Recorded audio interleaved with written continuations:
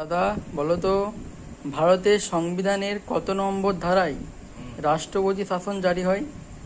President rule 356 356। Good. Next question, Humayun Nama কার লেখা?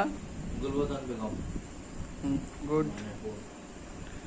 Next question, শনি গ্রহের সবচেয়ে বড় উপগ্রহের নাম কি? টাইটান। গুড।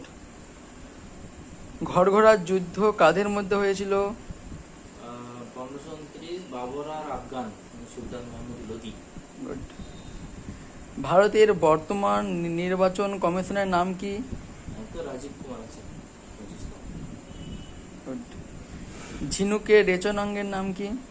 কুবারের অঙ্গ। গুড। সর্বশিক্ষা অভিযান কবে শুরু হয়? সর্বশিক্ষা অভিযান 2001 সালে, 2000 কিংবা 2001। গুড।